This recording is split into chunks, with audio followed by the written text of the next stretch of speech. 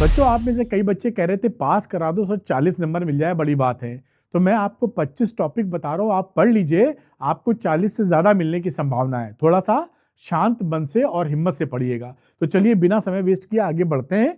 जो मैं टॉपिक बता रहा हूँ इनको जरूर पढ़ के चाहिएगा, पास होना आपका पक्का है। और 20 तारीख को पेपर है, आप जान ही रहे हैं, जब ये वीडियो देख रहे होंगे तो अगले दिन पेपर होगा आपका। और किस तरह के क्वेश्चंस आते हैं, जो मैंने 25 टॉपिक निकाले वो बताने की कोशिश है। जैसे ये 5 नंबर का सवाल है, 5 मार्क्स का। पहले चैप्टर का ये कि दो चार्जेस रखे हैं, एक है +4 माइक्रोकूलाम, दूसरा है +1 माइक्रोकूलाम, और कहां पर बताइए इलेक्ट्रिक फील्ड 0 होगा। इस तरह के आपको सवाल आ जाते हैं। ये डेरिवेशन है जो डायपोल होता है उसकी इक्वेटोरियल पोजीशन का। ये गॉस थ्योरम के ऊपर एक ना एक सवाल आता ही है। तो या तो ये क्यूब का आता है कि भाई क्यूब के अंदर कितना चार्ज है या कितना फ्लक्स एसोसिएटेड है, या इसकी जगह सिलेंडर आता है। तो इस तरह के सवाल आएंगे। ये देखिए एक सर्किट का सवाल आ जाता है। ये जो सवाल होते हैं इसमें जैसे कि यहाँ पर पूछा गया है कि ये जो कैपेसिटर लगा है इसमें कितनी एनर्जी स्टोर्ड है या कितना चार्ज स्टोर होगा बताइए। तो ऐसे सवाल आपको बहुत मिलेंगे। आप ये मैग्नेटिक फील्ड का चौथे चैप्टर का सवाल है। इस तरह से करंट कैरिंग वायर है, इसके सेंटर पे मैग्नेटिक फील्ड पूछ लिया है। ये बहुत फेमस क्वेश्चन है, कई बार आ चुका है कि एक वायर है करंट कैरिंग और एक प्रोटॉन को पॉइंट पी से अपोजिट डायरेक्शन में फेंका गया है। आप बताइए इस पे फोर्स कितना और किस डायरेक्शन में लगेगा। तो ये सवाल रिपीट होते हैं, मतलब कोई इसमें दिक्कत नहीं है। ये इसमें ऐसे सवाल जिसमें TIR और प्रिज्म मिला के सवाल दिए जाते हैं। जैसे ये दो concept TIR total internal reflection और प्रिज्म को मिला देते हैं आपस में। तो ये रे जा रही है और ये जाने के बाद अब ये वापस होगी या बाहर निकलेगी, ये आपको निकालना पड़ता है कैलकुलेशन लगा के। वही चीज इसमें दे रखी है। यहाँ पे देखिए तो सेमी कंडक्टर है। सेमी कंडक्टर में एक ही दो फॉर्मूले हैं जिसके ऊपर सवाल आते हैं आपके कोर्स में ही। एक तो है Ne/NH = Ni का स्क्वायर, ये फॉर्मूला है। इस पे एक सवाल आ जाता है और ये NCERT का एग्जाम्पल है। इसमें आपको डायनेमिक रेजिस्टेंस RD निकालने का आता है। बहुत ही सरल है, लेकिन एक बार किए रहेंगे तो आंख बंद करके सही कर लेंगे। ये NCERT का एग्जाम्पल है, हमेशा घूम फिर के आता है। तो इन सबका निचोड़ मैंने निकाल दिया और इस बेसिस पे आपको मैं बता रहा हूं वो टॉपिक। तो बेसिकली क्या है कि अगर आप मेहनत कर रहे हैं तो आपके दिमाग में कोई कमी नहीं है कि नंबर ना मिले। गलत क्वेश्चन लगाएंगे तो दिक्कत हो जाती है, क्योंकि वो क्वेश्चन आते नहीं एग्जाम में, फिर आप दिक्कत महसूस करते हैं। तो ये वो टॉपिक्स हैं, जो 20% टॉपिक्स हैं जो 80% रिजल्ट आपको लाके देंगे, यानी इंपॉर्टेंट टॉपिक्स हैं। कम टॉपिक पढ़ो, ज्यादा नंबर लाओ वाली सिचुएशन है। तो चलिए 25 टॉपिक्स को मैंने 3 भागों में डिवाइड कर दिया है। पहला डेरिवेशन, दूसरा जिससे न्यूमेरिकल्स आते हैं अधिकतर, और 5 नंबर वाले क्वेश्चन। डेरिवेशन में मैं 5 टॉपिक आपको बताऊंगा, न्यूमेरिकल्स के अंदर 15 टॉपिक बताऊंगा, और 5 नंबर वाले में 5 टॉपिक बताऊंगा, जिससे पूरी चीज आप कवर कर सके और बेहतर रिजल्ट लाने की तरफ बढ़ सके। अब डेरिवेशन की बात करें तो रिफ्लेक्शन थ्रू वेव थ्योरी। ये आप मान के चलिए कि जो हाइजेंस प्रिंसिपल वाला जो वेव ऑप्टिक्स है उसमें रिफ्रैक्शन को on the basis of wave theory ये प्रूफ करना बहुत आता है और एक्सट्रीमली इंपॉर्टेंट है। लेंस मेकर्स फॉर्मूला, जब आप रिफ्रैक्शन थ्रू स्फेरिकल सरफेस करते हैं तो उसका अगला स्टेप होता है लेंस मेकर्स फॉर्मूला करना। इसका भी डेरिवेशन अच्छे से कर लीजिएगा। गॉस लॉ का एप्लीकेशन आएगा ही, 3 एप्लीकेशन आपके कोर्स में है। इस infinitely long wire, spherical shell और यूनिफॉर्मली चार्ज प्लेट। और ये चौथा कैपेसिटर्स का डेरिवेशन, चाहे वो पार्शियली फील्ड डाइलेक्ट्रिक हो या नो फील्ड डाइलेक्ट्रिक हो या फुली फील्ड डाइलेक्ट्रिक हो, कैपेसिटेंस निकालने का आता है।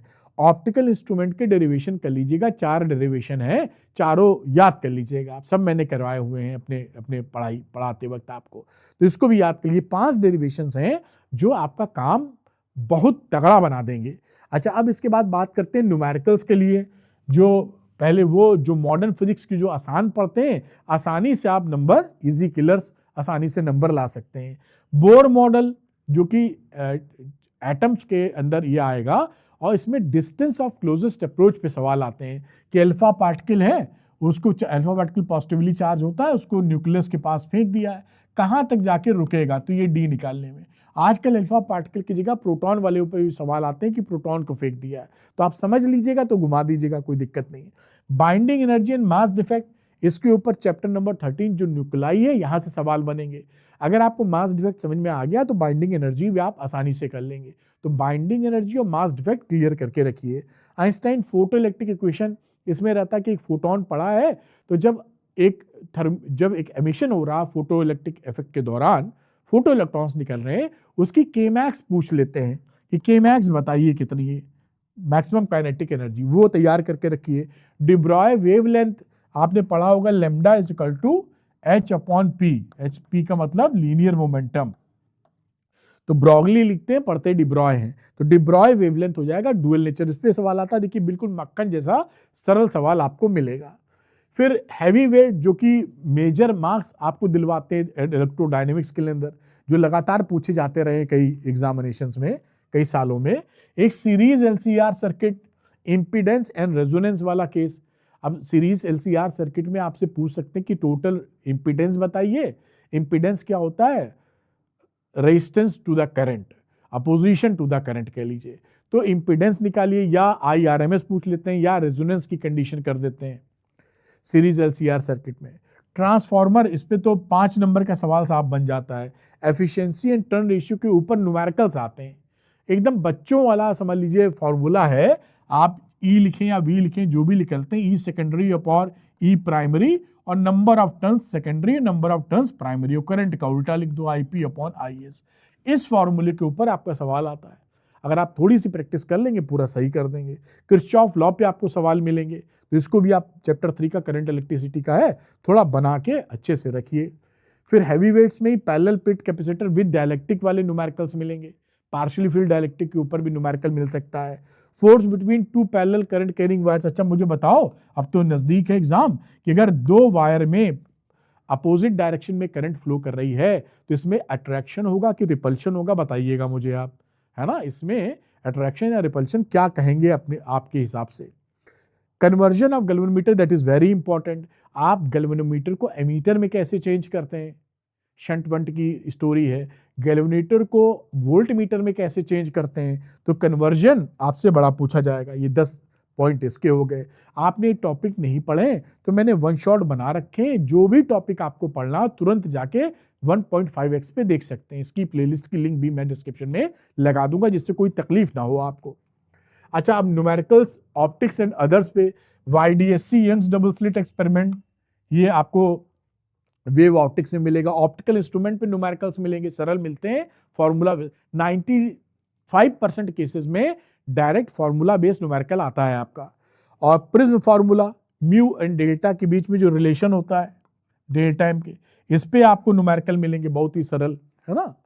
और गॉस थ्योरम एप्लीकेशन के ऊपर न्यूमेरिकल बन जाते हैं, तो उसके ऊपर आप तैयार करके रखिए। जैसे मैंने बताया था कि वो एक क्यूब है, क्यूब वाला सवाल कराया था ना, दिखाया था आपको, ऐसे रखा है क्यूब, भाई कितना फ्लक्स एसोसिएटेड है, कितना चार्ज इनसाइड है। Self and mutual inductance L and M के ऊपर स्ट्रेट फॉरवर्ड फॉर्मूले वाले सवाल मिलेंगे, EMI चैप्टर का है ये 15 टॉपिक मैंने न्यूमेरिकल्स पे आपको बता दिए। उसके बाद 5 मार्क्स वाले क्वेश्चन, ड्रिफ्ट वेलोसिटी के ऊपर इसका डेरिवेशन भी आ जाता है, और 5 नंबर का सवाल आ जाता है इस पे।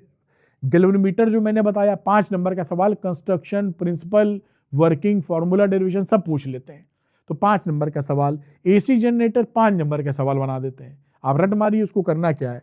ट्रांसफार्मर पूरा घोट जाइए, प्रिंसिपल, कंस्ट्रक्शन, जो कुछ भी है उसके अंदर, डायग्राम, वायग्राम, लेबलिंग, वर्किंग, फॉर्मूला, डेरिवेशन सब निपटा मारिए। और सेमीकंडक्टर रेक्टिफायर्स, इसमें फुल वेव रेक्टिफायर और हाफ वेव रेक्टिफायर, 2 तरह के रेक्टिफायर कोर्स में है।